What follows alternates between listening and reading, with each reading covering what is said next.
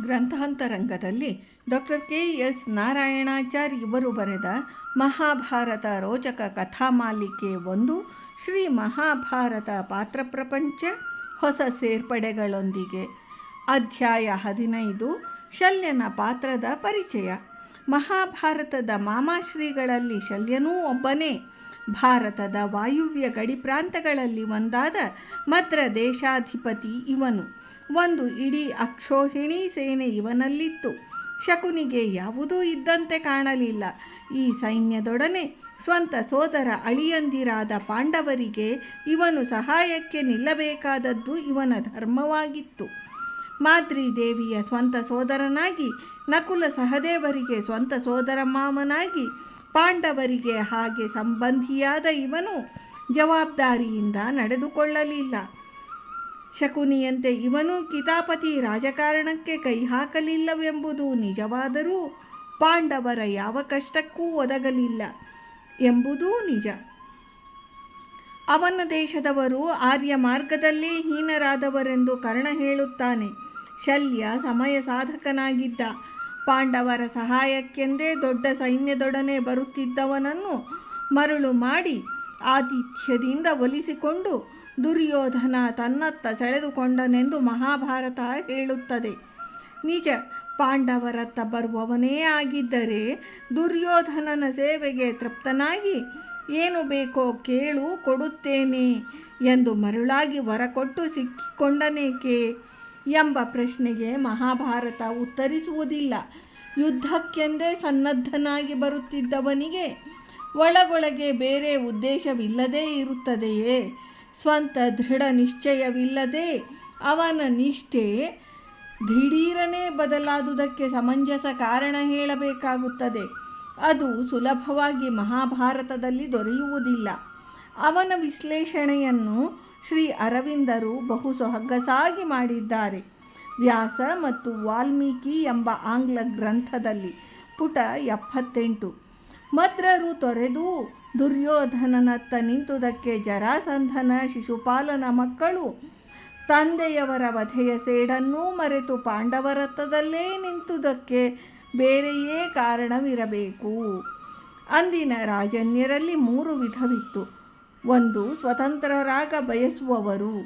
ಅವರು ದುರ್ಯೋಧನನನ್ನು ಬೆಂಬತ್ತಿದ್ದರು. ಏಕೆಂದರೆ ಈ ಮೂರ್ಖ ವಿಜಯಿಯಾಗುವುದು ಖಂಡಿತವೆಂದೂ, ಆದರೆ ಯುದ್ಧಾನಂತರ ಅವನ ರಾಜ್ಯ ಬೇಗ ಒಡೆಯುವುದೆಂದೂ, ಆಗ ತಮಗೆ ತಾವು ಬಯಸಿದ ಪಾಳೆಗಾರಿಕೆಯ ಕನಸು ನನಸಾಗುವುದೆಂದೂ ನಂಬಿದ್ದರವರು.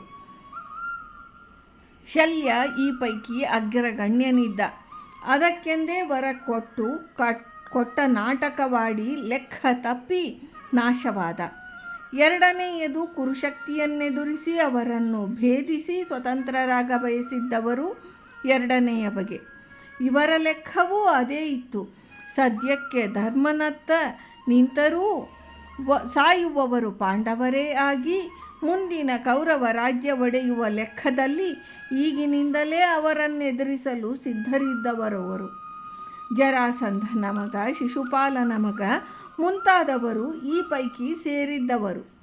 ಹೇಗೂ ಧರ್ಮಬದ್ಧ ಸಾಮ್ರಾಜ್ಯ ಸ್ಥಾಪನೆಯಾಗಲೆಂದು ಬಯಸಿದ್ದ ಹಳಬರದು 3ನೆಯ ಗುಂಪು. ಪಾಂಚಾಲ ಮತ್ಸ್ಯಾದಿಗಳು. ಇವರಿಗೂ ಪಾಂಡವರೊಡನೆ ಅಭೇದ್ಯವಾದ ರಕ್ತ ಸಂಬಂಧದ ಕವಚವನ್ನು ಕಟ್ಟಿ ಶ್ರೀಕೃಷ್ಣ ತನ್ನ ಲೆಕ್ಕಾಚಾರವನ್ನು ಸರಿಯಾಗಿ ತೋರಿಸಿಕೊಟ್ಟ. ಇವರು ಸಮಯ ಸಾಧಕರಾಗಲಿಲ್ಲ.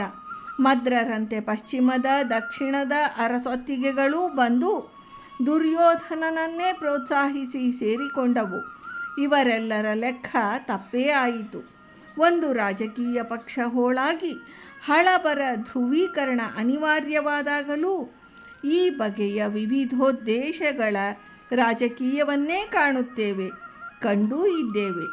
ಪಕ್ಷಾಂತರಿಗಳ ಮನೋರೋಗ ಯಾವಾಗಲೂ ಒಂದೇ ಬಗೆಯದೇ.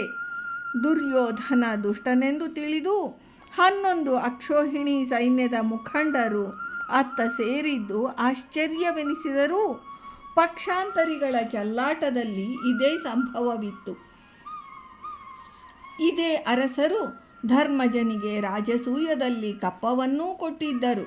ಯಾವ ಪಕ್ಷಕ್ಕೂ ಹಣ ಕೊಟ್ಟು ಚುನಾವಣೆಗೆ ಎರಡೂ ಕಡೆ ಬಹಿರಂಗ ಸಮರ್ಥನೆ ಕೊಟ್ಟು ಕೊನೆಗೆ ಗೆಲ್ಲುವ ಕಡೆಗೇ ಜಿಗಿಯುವ ಉದ್ಯೋಗಪತಿಗಳು, ಭವಿಷ್ಯದ MLA MPಗಳ ದಂಡಿನ ನಾಯಕರೆನಿಸಿದ ಆಡಳಿತ ಬಲ ಮತ್ತು ಜನಬಲದ ದಲ್ಲಾಳಿಗಳು, ಪವರ್ ಬ್ರೋಕರ್ಸ್ ಈ ಶಲ್ಯನಂಥವರೇ. ಇವರು ಯಾರಿಗೂ ನಿಷ್ಠರಲ್ಲದೆ ತಮ್ಮ ಸ್ವಾರ್ಥಕ್ಕಷ್ಟೇ ತಾವು ನಿಷ್ಠರಾಗಿದ್ದ ಕಡು ಸ್ವಾರ್ಥಿಗಳು. ನಿನಗೇನು ಬೇಕು ಕೇಳು, ಕೊಡುತ್ತೇನೆ ಎಂದು ಶಲ್ಯ ದುರ್ಯೋಧನನಿಗೆ ಹೇಳಿದ ಅರ್ಥವೇ ನಿನ್ನ ಕಡೆ ಬರಲೇ ಎಂದು ಸಂಕೇತದಿಂದ ಸೂಚಿತವಾಗಿತ್ತು.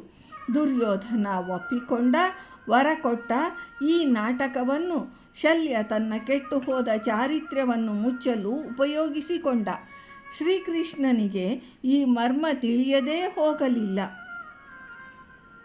ಶ್ರೀಕೃಷ್ಣ ಪ್ರತಿತಂತ್ರ ಮಾಡಲಿಲ್ಲ, ಶಲ್ಯನನ್ನು ಇತ್ತ ಸೆಳೆಯಲೂ ಇಲ್ಲ. ಅವನು ಅಲ್ಲಿದ್ದೇ ಉಪಯೋಗಕ್ಕೆ ಬಂದಾನೆಂಬುದು ಶ್ರೀಕೃಷ್ಣನ ಲೆಕ್ಕ. ಕೌರವ ದಳ ಎಷ್ಟೇ ದೊಡ್ಡದಿದ್ದರೂ ಅದು ಒಡೆದ ಮನೆಯಾಗಿದ್ದಿತು. ಭೀಷ್ಮನಿಗೂ ಕರ್ಣನಿಗೂ ಆಗುತ್ತಿರಲಿಲ್ಲ, ದ್ರೋಣನಿಗೂ ಕರ್ಣನಿಗೂ ಅಷ್ಟಷ್ಟೇ ಇತ್ತು. ಮುಂಗೋಪಿಯಾದ ಅಶ್ವತ್ಥಾಮ ಯಾವಾಗ ಎಲ್ಲಿ ಕೈ ಕೊಡುವನೋ, ಯಾರನ್ನು ವಿರೋಧಿಸುವನೋ ಹೇಳಬರುವಂತಿರಲಿಲ್ಲ. ಶಲ್ಯನೂ ಅಲ್ಲಿ ಸೇರಿ ಕರ್ಣನಿಗೆ ಮತ್ತೂ ಕಿರಿಕಿರಿಯಾಯಿತು. ದುರ್ಯೋಧನ ಭೀಷ್ಮ ದ್ರೋಣರನ್ನು ನಂಬುತ್ತಿರಲಿಲ್ಲ. ಮಹಾಮಂತ್ರಿ ವಿದುರನನ್ನಂತೂ ಹೊರಗೇ ಇಟ್ಟಿದ್ದರು. ಈ ದಳ ಎಂದೊಡನೆ ಅಸಂಘಟಿತ, ಅವ್ಯವಸ್ಥಿತ, ಪರಸ್ಪರ ವಿರೋಧಾಭಾಸಗಳಿಂದ ಕೂಡಿದ ದೊಂಬಿ ಎಂಬುದು ಅಂದು ಎಲ್ಲರಿಗೂ ಗೊತ್ತಿತ್ತು. ಶ್ರೀಕೃಷ್ಣನ ನಿರೀಕ್ಷೆ ಹುಸಿಯಾಗಲಿಲ್ಲ. ಕರ್ಣ ಶಲ್ಯನೇ ಸಾರಥಿಯಾಗಬೇಕೆಂದು ಹಠ ಮಾಡಿದುದು, ಶಲ್ಯ ನಿಬಂಧನೆಗಳನ್ನು ಹಾಕಿದುದು, ಕರ್ಣನನ್ನು ಪದೇ ಪದೇ ಧಿಕ್ಕರಿಸಿ ಅಪಮಾನಿಸಿ ಅತಿಕ್ರಮಿಸಿದುದು ವಿದಿತ. ದುರ್ಯೋಧನ ನಿಷ್ಠೆ ಇದ್ದವನ ಲಕ್ಷಣ ಇದಲ್ಲ. ಎರಡೂ ಪಕ್ಷಕ್ಕೆ ನಿಷ್ಠೆಯಿಲ್ಲದ ಅಹಂಕಾರಿ ಸ್ವಾರ್ಥಿಯ ಲಕ್ಷಣವೇ ಇದು. ಋತಾಯನನೆಂಬ ದೊರೆಯ ಮಗನಾಗಿಯೂ ಶಲ್ಯ ಅನೃತವನ್ನೇ ಆಚರಿಸಿದ. ಭೀಷ್ಮ ದ್ರೋಣರಿಗೆ ಇವನು ಸಮನೆಂದು ಅಶ್ವತ್ಥಾಮ ಸೂಚಿಸಿದ ಮೇರೆಗೆ ದುರ್ಯೋಧನ ಇವನನ್ನು ಕರ್ಣನ ನಂತರ ಸೇನಾಪತಿಯನ್ನಾಗಿಸಿದ. ಶ್ರೀಕೃಷ್ಣ ಇವನನ್ನು ಸರಿಯಾಗಿಯೇ ಅಳೆದಿದ್ದ.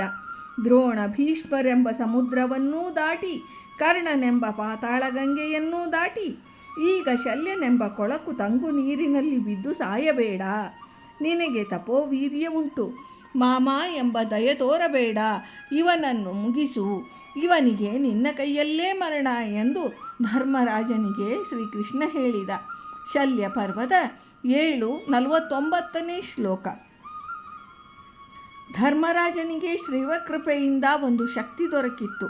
ಒಂದು ದಿವ್ಯ ಭಲ್ಲೆ, ಶಲ್ಯ, ಈಟಿ. ಅದು ಶಿವನು ಅಂಧಕಾಸುರನನ್ನು ಸಂಹಾರ ಮಾಡಲು ಹಿಂದೆ ಉಪಯೋಗಿಸಿದ್ದ ಶಸ್ತ್ರ. ಅದು ತ್ರಿಷ್ಟ. ಅದು ದೇವತೆಗಳಿಗೆ ಉಪಯೋಗವಾಗಲೆಂದು ತಯಾರಿಸಿದ್ದು.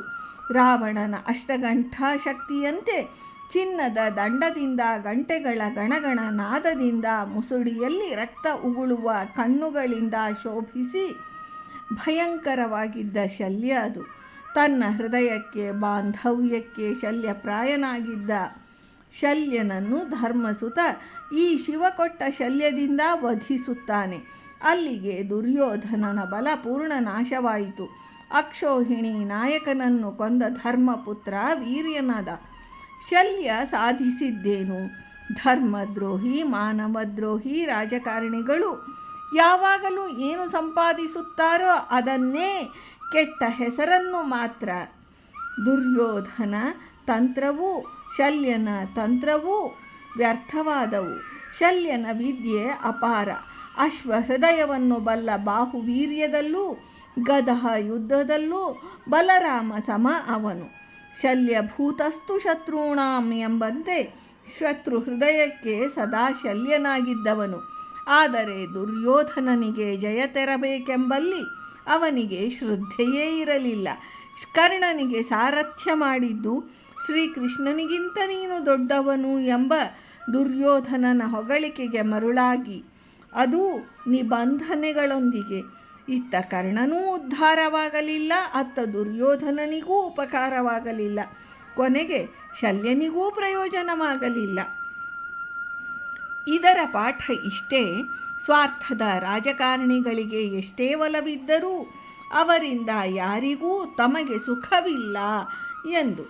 ಸೈನ್ಯ ಸಂಖ್ಯಾಬಲದಿಂದ ಅಂದು ದುರ್ಯೋಧನ ತನ್ನನ್ನು ದೊಡ್ಡವನೆಂದು ಅಳೆದ.